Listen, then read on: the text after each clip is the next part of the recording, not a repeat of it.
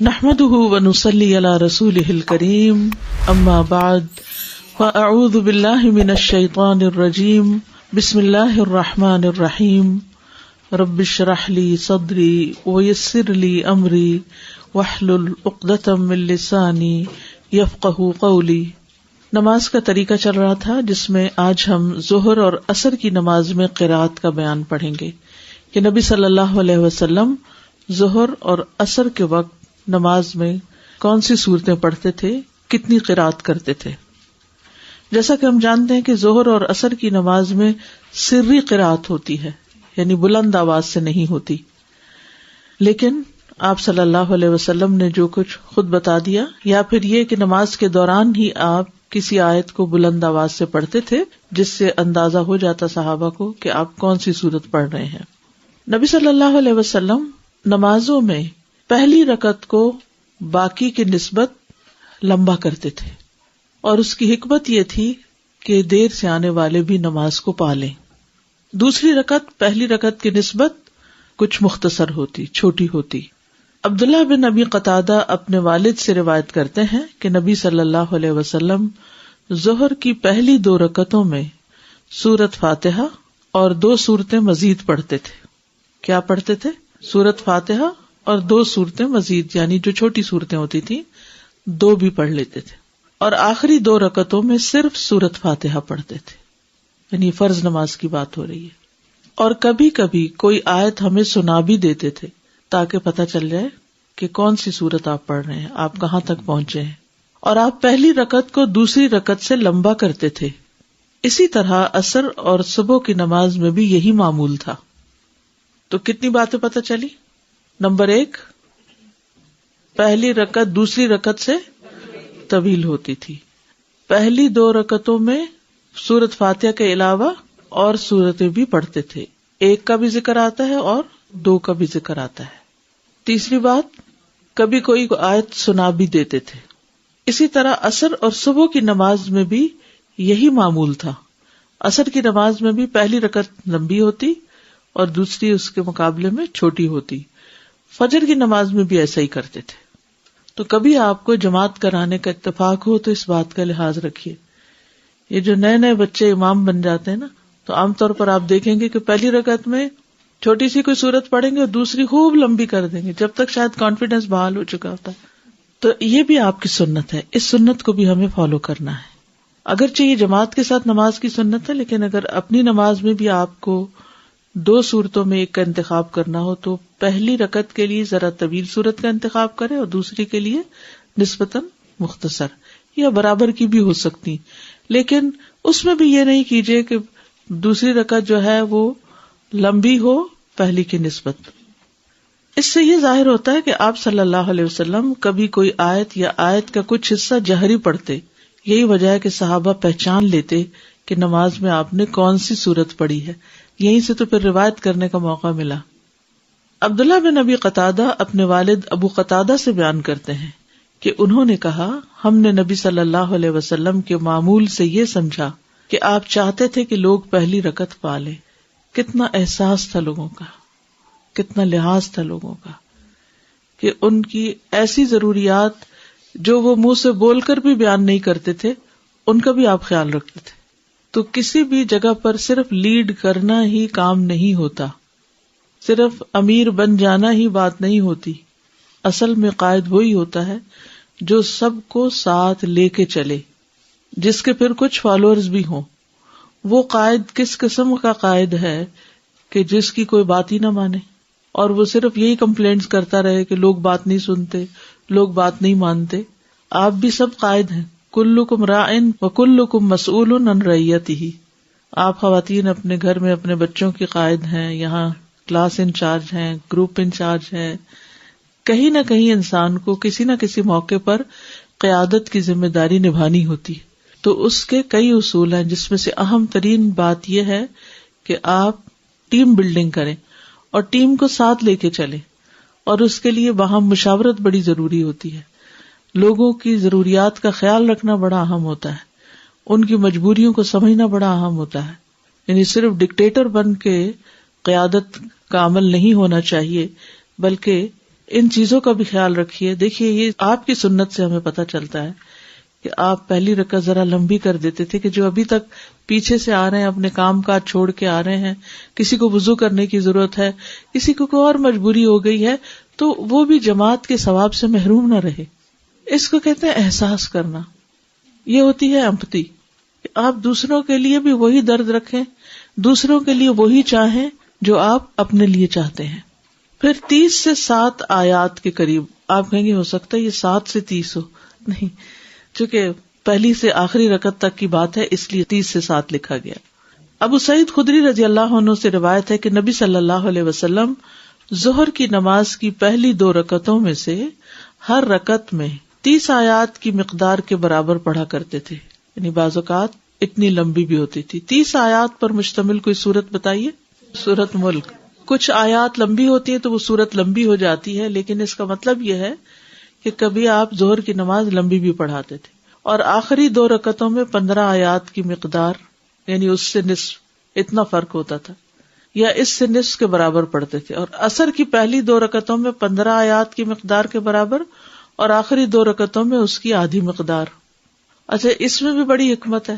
دوپہر کا وقت چونکہ نصف النہار ہوتا ہے, آدھا دن گزرا ہوتا ہے, صبح سے کام کر کر کے انسان تھک چکا ہوتا ہے, تو اس وقت لمبی نماز جو ہے وہ ریلیکسنگ ہوتی ہے.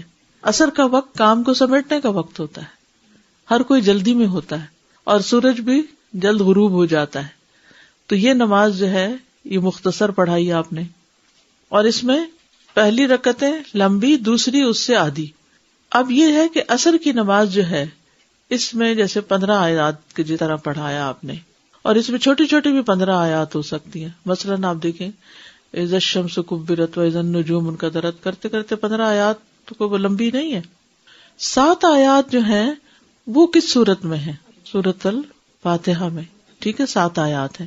تو عصر میں 7 آیات یعنی سورۃ الفاتحہ ہی صرف پڑھی آخری 2 رکعتوں میں. ٹھیک ہے. اچھا, اس سے ایک اور بات بھی پتہ چلتی ہے, اور وہ یہ کہ آپ نے دوسری 2 رکعتوں میں کبھی کبھی فاتحہ کے علاوہ اور سورت بھی پڑھ لی. ٹھیک ہے. ظہر کی پہلی رکعت کو لمبا کرنا. قضاء سے روایت ہے, انہوں نے کہا میں ابو سعید خدری کی خدمت میں حاضر ہوا, ان کے پاس استفادے کے لیے کثرت سے لوگ موجود تھے. جب یہ لوگ ان سے رخصت ہو کر منتشر ہو گئے تو میں نے عرض کی میں آپ سے ان چیزوں کے بارے میں سوال نہیں کروں گا جن کے بارے میں لوگ آپ سے سوال کر رہے تھے. میں نے کہا میں آپ سے رسول اللہ صلی اللہ علیہ وسلم کی نماز کے بارے میں پوچھتا ہوں. تو انہوں نے کہا اس سوال میں تیرے لیے بھلائی نہیں ہے, یعنی یہ مت پوچھو. وجہ کیا تھی؟ کیونکہ نماز پڑھانے والے حکمرانوں کے پیچھے ایسی نماز نہیں پڑھ سکو گے, یعنی وہ تو مختصر پڑھاتے ہیں, تو تم پوری طرح سنت کو یہاں نہیں فالو کر سکتے, لہذا ایسے سوال کا فائدہ نہیں. قضاء نے دوبارہ وہی سوال پوچھا تو ابو سعید خدری نے کہا ظہر کی نماز کھڑی کی جاتی, یعنی یہ اب نبی صلی اللہ علیہ وسلم کے دور کی بات ہے, اور ہم میں سے کوئی بقیع کی طرف جاتا, اپنی ضرورت پوری کرتا, پھر اپنے گھر آ کر وضو کرتا, اس کے بعد واپس مسجد آتا, تو رسول اللہ صلی اللہ علیہ وسلم ابھی پہلی رکعت میں ہوتے. تو وہ سورۃ الملک جتنی طوالت ہو گئی نا, یعنی آپ اپنے دور میں تو اتنی لمبی نماز بھی ظہر کی پڑھا دیتے تھے, لیکن بعد کے ادوار میں جب لوگ دنیا میں زیادہ مشغول ہو گئے تو نمازوں کے لیے وقت کم ہو گیا. اب ہم سب کہتے ہیں ہم بہت مصروف ہیں, جلدی جلدی جلدی. اور مثلاً آپ کا جب ویکینڈ اسکول ختم ہوتا ہے, یہ کلاسز ختم ہوتی ہیں, تو اس کے بعد کتنے لوگ اس کے لیے تیار ہیں کہ وہ سورۃ الملک جیسی سورت پڑھانے والے امام کے پیچھے نماز پڑھیں. سب چھوڑ کے چلے جائیں, ویسے ہی چھوڑ کے چلے جاتے ہیں کہ ہم اپنی پڑھ لیں گے, جلدی سے پڑھ کے 4 رکعت, وہ تو پتہ نہیں کب پڑھیں گے اور پتہ نہیں کتنی لمبی کر دیں.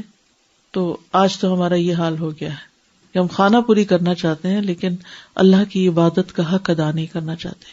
لیکن بہرحال کبھی آپ اکیلے ہوں, خاص طور پر جو لوگ قرآن حفظ کر رہے ہیں, کچھ لوگ ہیں نا کہ جو سورۃ البقرہ شروع کر دی انہوں نے, پھر کبھی الملک یاد کر لی, تو اس کی ریویژن کا بڑا اچھا وقت ہوتا ہے. خصوصاً اگر آپ خواتین گھر میں اکیلے ہیں تو اپنا ٹائم ٹیبل ایسا بنائیے کہ نماز کے وقت کے لیے کم از کم اتنا وقت نکالیے کہ جہاں آپ تسلی سے نماز پڑھ سکیں, اور اس میں آپ دیکھیں گے پتہ بھی نہیں چلے گا کہ 2 صفحے آپ ایسے ہی پڑھ جائیں گے 1 رکعت میں, اور خوب انجوائے کریں گے. ظہر میں سورۃ الاعلیٰ کی قرات. اب آپ دیکھیے طویل بھی پڑھی اور اس سے کم بھی، درمیانے درجے کی بھی. جابر بن سمرہ رضی اللہ عنہ سے مروی ہے کہ نبی صلی اللہ علیہ وسلم ظہر کی نماز میں سبح اسم ربک الاعلی اور صبح فجر کی نماز میں اس سے لمبی قرات کرتے تھے، یعنی سورۃ الاعلی سے زیادہ لمبی سورت ہوتی تھی. ظہر میں اللیل اور عصر میں بھی اس جیسی صورتیں پڑھنا. جابر بن سمرہ سے روایت ہے، کہتے ہیں کہ نبی صلی اللہ علیہ وسلم نماز ظہر میں واللیل اذا یغشا اور عصر میں بھی اسی طرح کی قرات فرماتے تھے، اور صبح فجر کی نماز میں اس سے لمبی قرات فرماتے. یعنی کمپیریزن کر کے بتا دیا کہ فجر کی نماز زیادہ لمبی ہوتی تھی. بہرحال ظہر میں سورۃ الانشقاق کی قرات. عبداللہ بن برادہ اسلمی اپنے والد سے روایت کرتے ہیں کہ نبی صلی اللہ علیہ وسلم ظہر کی نماز میں اذا السماء انشقت اور اسی طرح کی صورتیں پڑھا کرتے تھے، جیسے سورۃ البروج ہے، سورۃ البینہ ہے، سورۃ الاعلی، سورۃ الطارق وغیرہ. ایک اور روایت میں جابر بن سمرہ کہتے ہیں کہ رسول اللہ صلی اللہ علیہ وسلم ظہر اور عصر میں والسماء والطارق اور والسماء ذات البروج اور اس جیسی صورتیں پڑھتے تھے. اب ان ساری احادیث کو سامنے رکھا جائے تو اس سے یہ پتہ چلتا ہے کہ نبی صلی اللہ علیہ وسلم ظہر کی نماز معتدل پڑھتے تھے، نہ بہت چھوٹی اور نہ بہت لمبی، لیکن کبھی کبھار لمبی سورت پڑھنے کی بھی سنت ملتی ہے. ایک اور بات یہ کہ آپ نے صورتیں مختص نہیں کی ہوئی تھی، خاص نہیں کی ہوئی تھی کہ ظہر میں لازماً یہی پڑھنی ہے. مقدار بتا دی گئی کہ تقریباً اتنی، اس جیسی صورتیں یعنی اس سائز کی صورتیں. تو آپ کے پاس اوپن چوائس ہے، جو بھی آپ کو یاد ہے جتنا بھی آپ پڑھ سکتے ہیں، لیکن تھوڑا سا وقت نماز کو بھی دینا ہمارے حق میں بہتر ہے. پھر مغرب کی نماز میں پڑھی جانے والی صورتیں. سورۃ الطور کی قرات. جبیر بن مطعم روایت کرتے ہیں کہ میں نے رسول اللہ صلی اللہ علیہ وسلم کو مغرب میں الطور پڑھتے سنا. سورۃ المرسلات. ام فضل بنت حارث کہتی ہیں میں نے نبی صلی اللہ علیہ وسلم کو مغرب کی نماز میں والمرسلات عرفا پڑھتے سنا. الاعراف کی قرات. ابن ابی ملیکہ سے روایت ہے کہ مجھے عروہ بن زبیر نے خبر دی کہ مروان نے کہا کہ زید بن ثابت رضی اللہ عنہ نے مجھ سے کہا کیا وجہ ہے کہ تم مغرب میں چھوٹی صورتیں پڑھتے ہو، حالانکہ میں نے رسول اللہ صلی اللہ علیہ وسلم کو 2 بڑی صورتوں میں سے زیادہ بڑی صورت پڑھتے ہوئے دیکھا ہے. ابن ابی ملیکہ نے پوچھا 2 لمبی صورتوں میں سے زیادہ لمبی کون سی ہے؟ کہا الاعراف. یعنی آپ سے یہ بھی ثابت ہے کہ آپ نے مغرب کی نماز میں بھی الاعراف جیسی صورت کو پڑھا. تو اندھیرا ہو گیا ہوگا اچھا خاصا. حضرت عائشہ سے مروی ہے کہ رسول اللہ صلی اللہ علیہ وسلم نے مغرب کی نماز میں سورۃ اعراف 2 رکعتوں میں تقسیم کر کے پڑھی. سورۃ الانفال کی قرات. ابو ایوب رضی اللہ عنہ سے مروی ہے کہ نبی صلی اللہ علیہ وسلم مغرب کی دونوں رکعتوں میں سورۃ الانفال کی قرات کرتے، یعنی 1 سے زیادہ بار ہوا. پھر سورۃ محمد کی قرات. ابن عمر سے مروی ہے کہ نبی صلی اللہ علیہ وسلم نے ان کو مغرب کی نماز میں الذین کفروا وصدوا عن سبیل اللہ پڑھائی. تو اس سے یہ پتہ چلتا ہے کہ مغرب کی نماز میں ہمیشہ صرف چھوٹی ہی صورت نہیں، کبھی لمبی صورت بھی پڑھی جا سکتی ہے. عشاء کی نماز میں پڑھی جانے والی صورتیں. رسول اللہ صلی اللہ علیہ وسلم کا نماز عشاء میں پہلی 2 رکعتیں لمبی کرنا. جابر بن سمرہ روایت کرتے ہیں انہوں نے فرمایا اہل کوفہ نے عمر رضی اللہ عنہ سے سعد بن ابی وقاص رضی اللہ عنہ کی شکایت کی تو عمر رضی اللہ عنہ نے انہیں معزول کر کے عمار بن یاسر کو ان پر تعینات کر دیا. سعد بن ابی وقاص کیا تھے؟ گورنر تھے، انہوں نے ان کو معزول کر دیا کیونکہ لوگوں نے سعد کی بہت شکایات کی تھی. یہ بھی کہہ دیا کہ وہ اچھی نماز نہیں پڑھاتے. بس عمر رضی اللہ عنہ نے انہیں بلا بھیجا اور کہا اے ابو اسحاق، یہ لوگ کہتے ہیں کہ تم اچھی طرح نماز نہیں پڑھاتے ہو. ابو اسحاق نے جواب دیا اللہ کی قسم میں انہیں رسول اللہ صلی اللہ علیہ وسلم کی نماز پڑھاتا ہوں، میں اس میں ذرہ برابر بھی کوتاہی نہیں کرتا. میں نماز عشاء پڑھاتا ہوں تو پہلی 2 رکعتوں میں زیادہ دیر لگاتا ہوں اور آخری 2 رکعتوں میں تخفیف کرتا تھا کیونکہ نبی صلی اللہ علیہ وسلم اسی طرح پڑھتے تھے. تو حضرت عمر نے کہا ہے ابو اسحاق تمہاری نسبت ہمارا گمان یہی ہے. بعض اوقات لوگ شکایتیں کرتے ہیں لا علمی کی بنا پر، ان کے نزدیک یہ اچھی نماز نہیں کیونکہ انہیں خود نہیں پتا کہ اچھی نماز کیا ہوتی ہے. سورۃ التین کی قرات.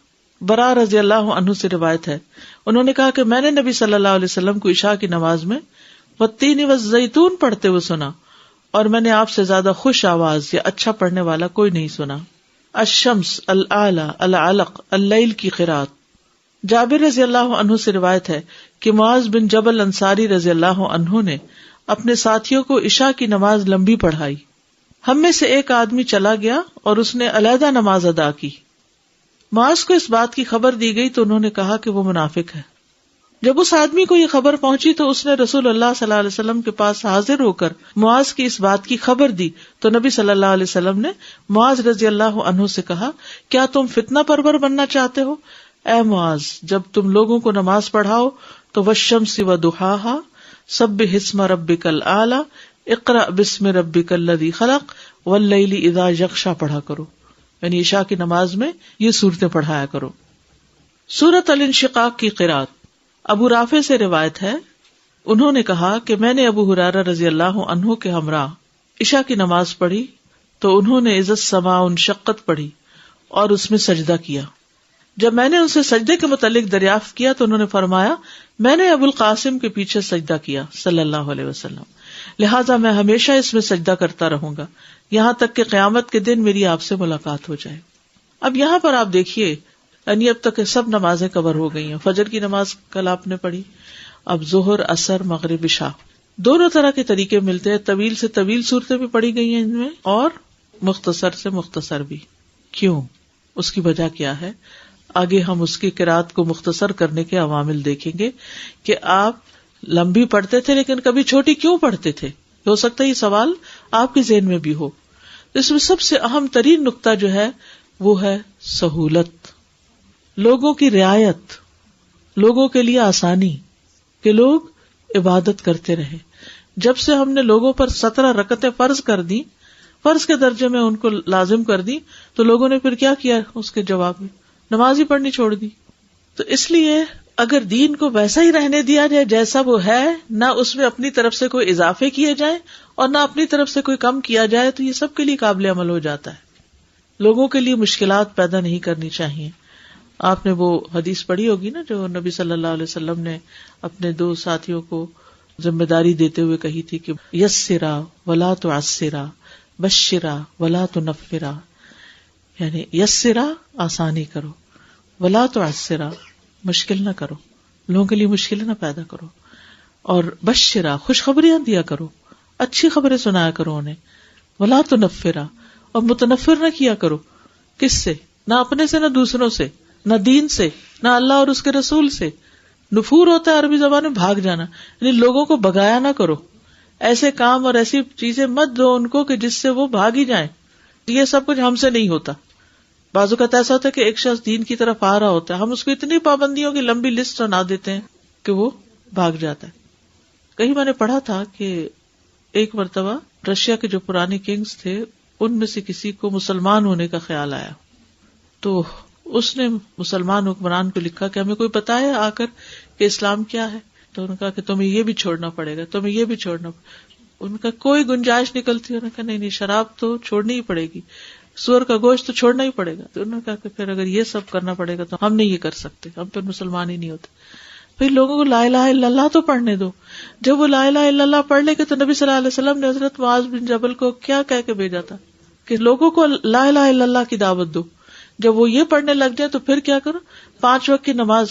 جب وہ یہ سیکھ جائے تو پھر زکوٰۃ, اور لوگوں سے ایاک وکرائم اموالہم, ان کے پسندیدہ بہترین مال مت لینا ان سے. یعنی زکوٰۃ میں یہ نہیں کہ چن چن کے جو اچھے جانور ہیں وہ نکال لینا کہ یہ زکوٰۃ کے مال میں دو. Let them decide. یعنی کچھ چیزیں ہوتی ہیں جن پہ انسان کو آنکھ بند کرنی پڑتی ہے. اپنے بچوں کی تربیت ہو یا اپنے اسٹوڈینٹس کی تربیت ہو, جانتے ہوئے بھی کہ یہ ڈنڈی مار رہے ہیں, کوئی بات نہیں, ابھی یہ اتنا امپورٹنٹ نہیں, ابھی اس سے امپورٹنٹ چیزیں فکس کرنی ہے. جب وہ ہو جائیں گی تو پھر یہ بھی کر لیں گے. سب کچھ اکٹھا نہ شروع کر دیں کہ اس سے لوگوں کے لیے مشکلات پیدا ہو جاتی ہیں, لوگ بھاگ جاتے ہیں. تو یہاں بھی ہم دیکھتے ہیں کہ نبی صلی اللہ علیہ وسلم کی تنہائی کی نماز, ابھی آگے دیکھیں گے کتنی طویل ہوتی تھی, جو تہجد کی نماز تھی. لیکن جب آپ لوگوں کو نماز پڑھاتے تھے تو مختصر پڑھاتے تھے, جتنا ایک ایوریج انسان برداشت کر سکتا ہے. کھڑے ہونا, وقت نکالنا, اپنے کام کاج کاروبار میں سے